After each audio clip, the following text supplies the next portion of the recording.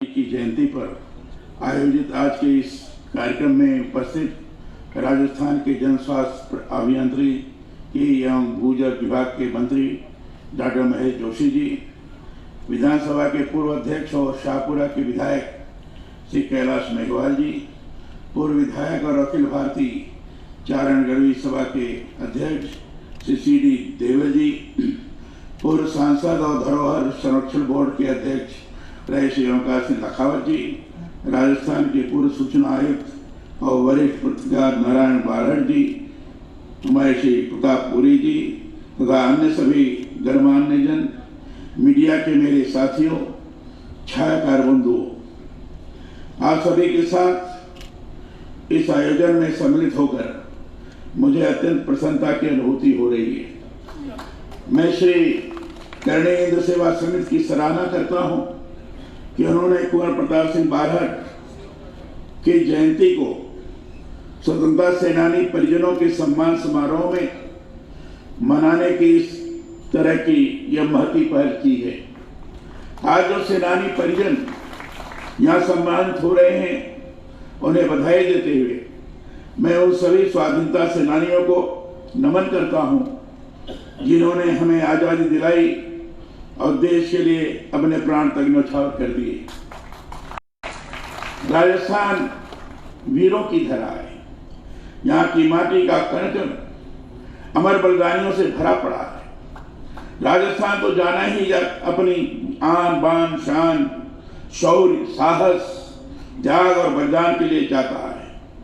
कवि कन्हैयालाल सेठिया ने जीवन प्राण कि राजस्थान की धरती ऐसी है, यहाँ की मिट्टी को सर पर लगाने को जी चाहता है। इंग्लैंड के विख्यात कवि किपलिंग ने इसीलिए कभी लिखा, शिरोमणि की स्मृति को जीवंत करने हम यहाँ एकत्र हुए हैं। वह तो अनूठे थे, बल्कि मैं कहूँ कि अपने आप में इतने विरल थे कि उन्होंने स्वयं अपना ही बलिदान देश के लिए बलिदान नहीं किया, बल्कि पूरे परिवार सहित उन्होंने अपने प्राण देश के लिए न्यौछावर कर दिए थे। मैं मानता हूं कि पूरे भारतवर्ष में यह एकमात्र ऐसा उदाहरण है जिसमें स्वाधीनता के लिए हुई क्रांति में परिजनों सहित किसी ने देश के लिए इस तरह का अनूठा त्याग किया है। कुंवर प्रताप सिंह के पिता तो खुद अद्भुत ओज के विरल स्वतंत्रता सेनानी थे। स्वयं कुंवर प्रताप सिंह बारहट, उनका एक भाई ठाकुर जोरावर सिंह बारहट ही नहीं, बल्कि इस परिवार के दामाद ठाकुर ईश्वर सिंह भी आजादी के आंदोलन व्यर्थ नहीं गया, बल्कि इस बलिदान ने और लोगों को भी प्रेरणा दी और इसी से आजादी के आंदोलन ने जोश पकड़ा और देश गुलामी की जंजीरों को तोड़कर आजादी की ओर अग्रसर हुआ। जानकारियां मिली। कितनी महत्वपूर्ण बात है। कुंवर प्रताप सिंह बारहट जी के पिता केसरी सिंह जी बारहट बहुत अच्छे कवि, अपनी रियासत में ऐशो आराम का जीवन जी सकते थे, पर उन्होंने पराधीनता की बेड़ियों में जकड़ी भारत माता की पीड़ा को अनुभूत किया और इस पीड़ा ने ही उन्हें स्वाधीनता संग्राम के लिए प्रेरित किया। प्रेरित ही नहीं किया, बल्कि इसके लिए फिर उन्होंने क्रांति का जो शंख फूका, उसमें अपना सारा सुख वैभव भी होम कर दिया। क्रांतिकारी श्री सचिंद्रनाथ सान्याल की आत्मकथा है बंदी जीवन। इसमें उन्होंने बहुत महत्वपूर्ण बात लिखी है। उन्होंने लिखा है, नहीं मालूम आज भारत में कितने ऐसे पिता हैं जो सरदार केसरी सिंह जी की तरह सब जानबूझकर अपनी और अपनी संतान को इस तरह देश के कार्य में बलि दे सकेंगे। यह सच है कि वह विरले ही होते हैं जो जानते बूझते हुए भी परिवार को देश के लिए इस तरह से न्यौछावर कर दें। आजादी के आंदोलन के सबसे किशोर क्रांतिकारी उस समय में कोई थे तो कुंवर प्रताप सिंह बारहट ही थे।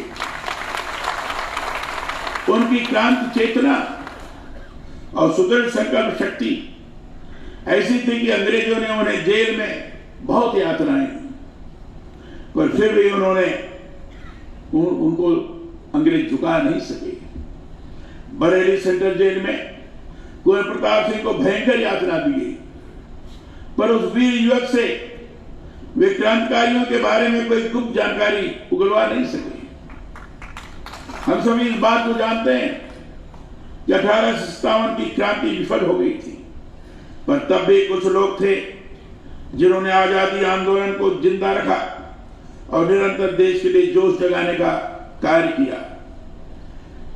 इन्हीं में प्रमुख थे महर्षि दयानंद सरस्वती और स्वामी विवेकानंद जी। उनके प्रेरणास्पद विचारों से प्रेरित होकर ही राजस्थान का क्रांतिकारी बारहट परिवार आगे आया। शाहपुरा बहुत बड़े विद्वान देशभक्त बारहट कृष्ण की प्रेरणा से श्याम जी कृष्ण वर्मा तथा महर्षि दयानंद सरस्वती मेवाड़ में आए। उनकी प्रेरणा से ही केसरी सिंह बारहट ने राव गोपाल सिंह खरवा, अर्जुन लाल सेठी तथा ब्यावर के दामोदर राठी के साथ मिलकर राजस्थान में अभिनव भारत समिति की शाखा स्थापित की। इससे पहले केसरी सिंह बारहट भी वीर भारत सभा गठित कर चुके थे। केसरी सिंह बारहट जिन युवकों को क्रांति दल में भर्ती करते, उनको प्रशिक्षण के लिए जयपुर में अर्जुन लाल सेठी के विद्यालय में भेजते। केसरी सिंह बारहट ने अपने भाई जोरावर सिंह बारहट, पुत्र प्रताप सिंह बारहट व जामाता ईश्वरदास आसिया को भी विशेष रूप से क्रांतिकारी कार्यों में भाग लेने के लिए भेजा था। कुंवर प्रताप सिंह बारहट जब आजादी आंदोलन में शामिल हुए तब 20 वर्ष के युवक थे। उनके बारे में पढ़ने से पता चलता है कि उनकी कार्य क्षमता, प्रतिज्ञा तथा व्यक्तित्व असाधारण था। उनके चाचा जोरावर सिंह ने लॉर्ड हार्डिंग पर बम फेंका था। बम फेंककर दोनों चाचा भतीजे दिल्ली से निकल गए। प्रताप सिंह बारहट के नाम षड्यंत्र केस में गिरफ्तारी वारंट निकला। उसी समय उनके पिता केसरी सिंह बारहट को भी आजादी आंदोलन के कारण कारावास हुआ। तो अपने पिता को उन्होंने संदेश भेजा कि आप तनिक भी चिंता न करें, आपका यह पुत्र प्रताप सिंह अभी जीवित है। यह जज्बा कुंवर प्रताप का आरंभ से ही रहा। प्रताप सिंह को बाद में जेल में बहुत यातनाएं दी गई। उन्हें प्रलोभन दिया गया कि यदि वह आजादी आंदोलन में कार्य कर रहे लोगों के बारे में बता देते तो उनके पिता को छोड़ देंगे, चाचा के वारंट रद्द कर देंगे, उन्हें दोष मुक्त कर देंगे, जब्त की गई जागीरें बहाल कर देंगे। पर अंग्रेज सरकार यह नहीं समझ सकी कि प्राणों की कीमत पर भी वह विश्वासघात नहीं करने वाले हैं। यह बहुत मार्मिक प्रसंग है कि जब चार्ल्स क्लीवलैंड कुंवर प्रताप सिंह को सभी प्रलोभन देकर पराजित हो गए तो उसने कहा कि प्रताप सिंह, तुम्हारी माता निरंतर रोती रहती है, उन्हें भी बहुत कष्ट होगा, ये तुम कुछ नहीं बताओगे। कुंवर प्रताप सिंह ने उस समय जो कहा वह कभी नहीं भुलाया जा सकता। उन्होंने कहा था कि अपनी एक माता को हंसाने के लिए मैं देश की हजारों माताओं को नहीं रुला सकता। आप कुछ भी कर दें, मैं क्रांतिकारियों के नाम नहीं बताऊंगा। सोचिए कितनी बड़ी बात कुंवर ने उस समय में कही थी। यही हमारे स्वाधीनता सेनानियों की वीरता और साहस रहा है कि उन्हें किसी भी कीमत पर कोई अपने लक्ष्य से कभी झुका नहीं सका।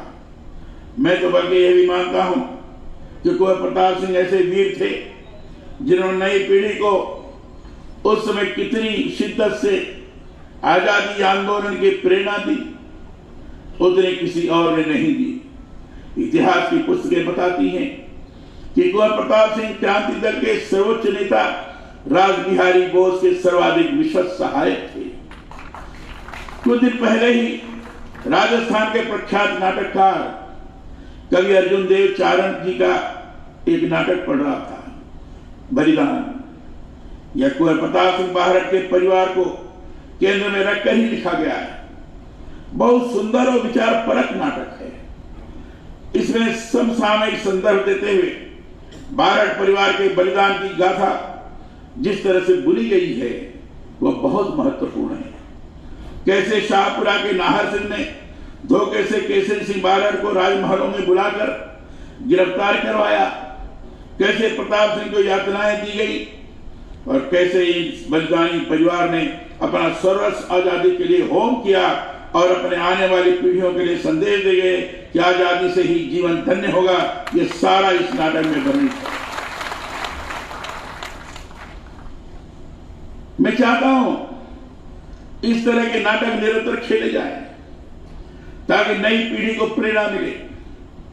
बहुत से स्तरों पर आजादी आंदोलन के गुमनाम पन्नों के बारे में पता चले। मैं इस बलिदानी परिवार को नमन करते हुए यह चाहता हूं कि कुंवर प्रताप सिंह बारठ की स्मृति को सदा सदा के लिए जीवंत करने के लिए भी आपकी यह समिति ऐसे प्रयास करे जिससे उनके बारे में लिखे साहित्य, नाटक और अन्य कार्यों से नई पीढ़ी अधिकाधिक जुड़ सके। मैं मानता हूं स्वाधीनता सेनानियों के बलिदान की गाथाएं प्रेरणा ही नहीं देती बल्कि राष्ट्र के विकास के लिए हमें समर्पित होने के लिए निरंतर जागरूक भी करती है। हिंदी, फारसी, संस्कृत, बंगला और गुजराती भाषाओं के मर्मज्ञ विद्वान स्वर्गीय जगदम्बा प्रसाद दीक्षित की लिखी कविता इस अवसर पर मुझे स्मरण हो रही है। सहज रूप में सब